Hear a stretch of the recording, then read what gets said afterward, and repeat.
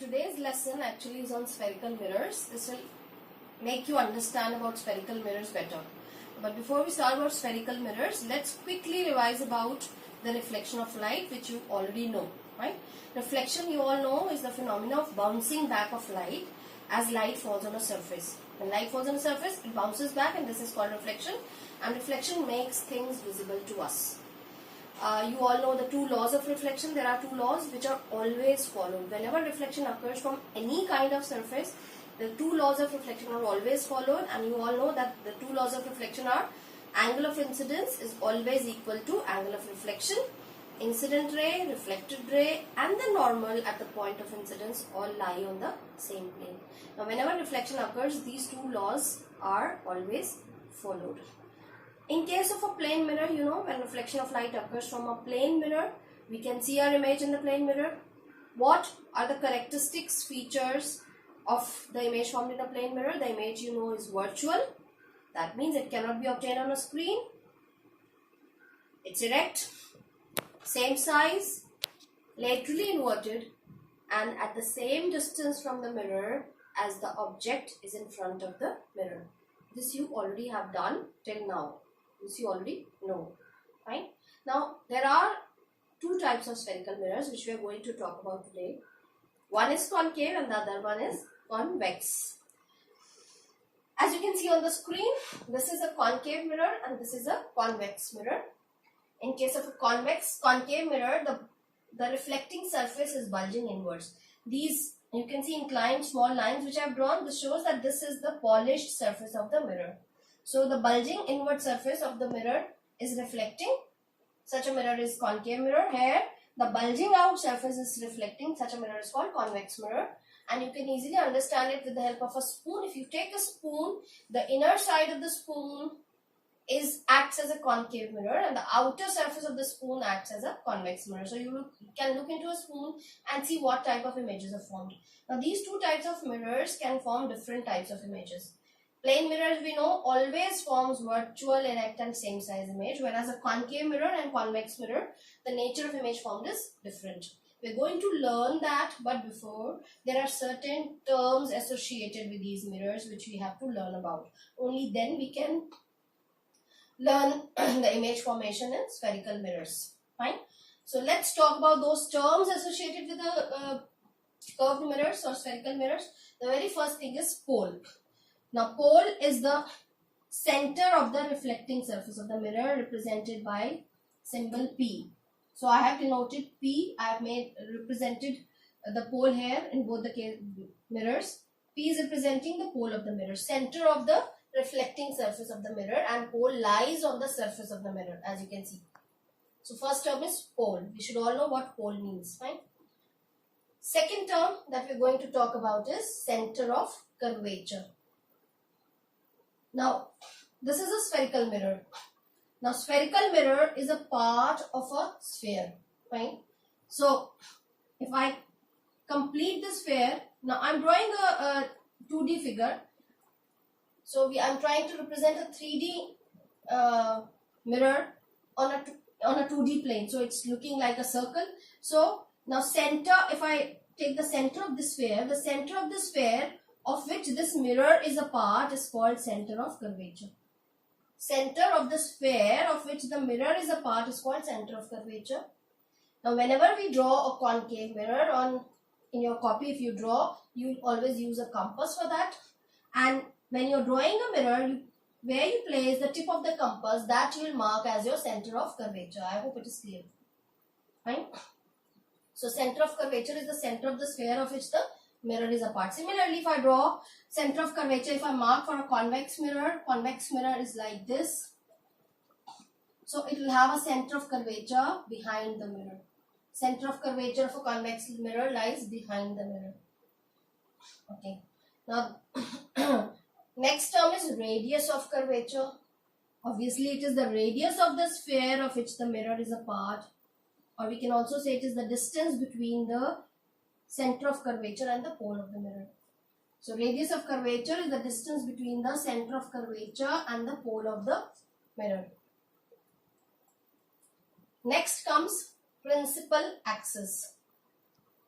Principal axis is an imaginary line that we draw passing through the points P and C. So, can I take a break? Okay. Now, principal axis is an imaginary line passing through P and C, passing through point P and C. In an imaginary line, if we draw passing through points P and C, this is called principal axis. Okay, and principal means P-I-R-I, P-A-L, axis. Okay, this is where the common mistake is made. It's P-A-L, not P-L-E. So this is principal axis. We can also say principal axis is a normal drawn to the mirror from the pole. Fine. A normal drawn to the mirror from the pole is also the definition for principal axis. Similarly here, principal axis will be a line passing through P and C, or a normal drawn to the mirror at P. Right. Now if we are talking about, if I talk about plane mirror, let me draw it here for you people. If I talk about a plane mirror, if I have a plane mirror and I have to draw normal to the plane mirror at any point, it will be very easy for me. I just have to draw normal, that means a perpendicular from the plane mirror like this. But drawing a normal at any point of a concave mirror is little tricky. Fine. So how do we do that? Because we have to draw normal when we are drawing the incident ray and the reflected ray, we will need a normal at that point. So how to draw normal at any point on the spherical mirror? Any point, any line, if I have to draw normal at any point on the concave mirror, any line which is joining that point to the center of curvature is the normal to the mirror. Any line joining the mirror to the center of curvature is the normal to the mirror. So that means if I have to draw normal to the mirror at this point, I draw a line joining the mirror to the center of curvature. If I have to draw normal at this point, this line joining the mirror to the center of curvature is the normal to the mirror. Similarly, if I have to draw normal to the mirror here, in case of a convex mirror, any line joining the mirror to the center of curvature is the normal. At this point, if suppose this line joining the mirror to the center of curvature is the normal to the mirror. This is very important. You should know how to draw normal. We'll be using it while we define the next term, which is the principal focus of the mirror. So let's proceed to defining principal focus of a concave mirror and a convex mirror. Now let's say, so whenever you draw a concave mirror, I've already told you, you have to use a compass. Where you keep the tip of the compass, that will be your center of curvature. This is the point P. These lines we draw to show that this side of the mirror is polished. Fine. Now, if I draw an incident ray parallel to the principal axis like this, this is the incident ray falling on the mirror. Now, how will this ray get reflected? For drawing the reflected ray, we have to draw normal at this point. Then only we can draw the reflected ray. So, how do we draw normal? I've already told you that any line joining C to the point is the normal. This is the normal. This is the incident ray. This is the normal. So, where will the reflected ray be? If this is, that means this is your angle of incidence. And we know angle of incidence should be always equal to angle of reflection. So, reflected ray will be somewhere here in such a way that this angle I is equal to angle R. So, this is your reflected ray. Similarly, if I have incident ray here, I have to draw normal here. This is the normal. Your reflected ray will be somewhere here.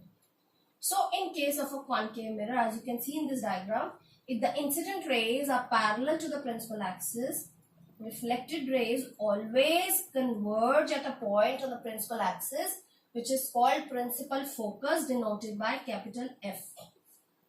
Fine. And while we are defining principal focus, we have seen that we know that the laws of reflection are being followed. Angle I is equal to angle R. Right? Similarly, in case of convex mirror, how do we define focus? Now, in case of a convex mirror, again we'll use a compass. We'll mark point C, point P. This is your incident ray parallel to principal axis. To draw the reflected ray, I want a normal here. Normal, I'll draw line joining the point to C, so reflected ray will be somewhere here. Similarly, if I draw incident ray here, let me draw reflected ray So if I draw here, normal will be like this, reflected ray will be somewhere here.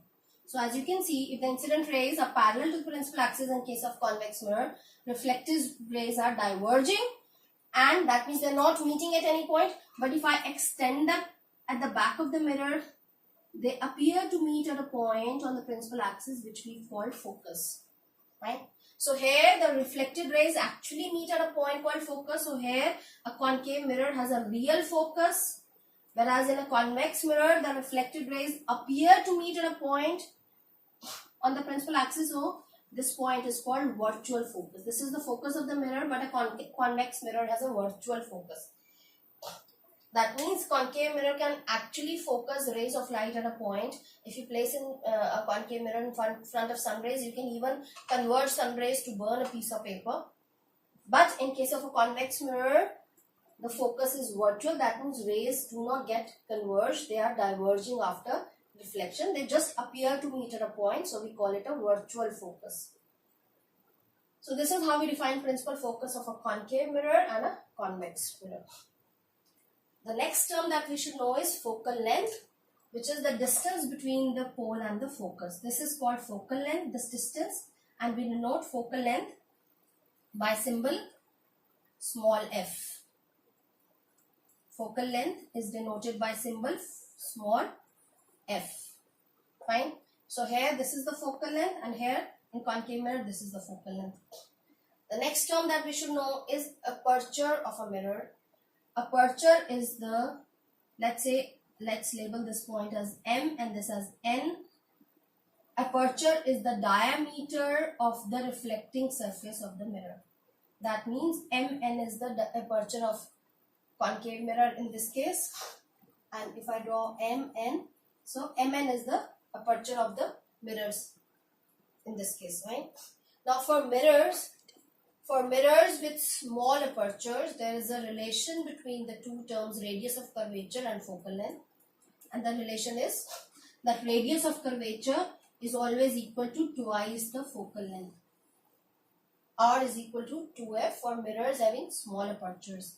That means focal length is half of the radius of curvature. That means f is exactly midway between points P and C. So whenever you draw a concave mirror and label these points, you put a mark C at the tip of the compass when you are drawing the concave mirror. Mark point P, and F should be always marked exactly midway between P and C, because R, radius of curvature, is equal to twice the focal length for mirrors with small apertures. So this was all about the terms associated with the spherical mirrors. In the next class, we learn about the ray image formation in the spherical mirrors. That's all for the day. Thank you.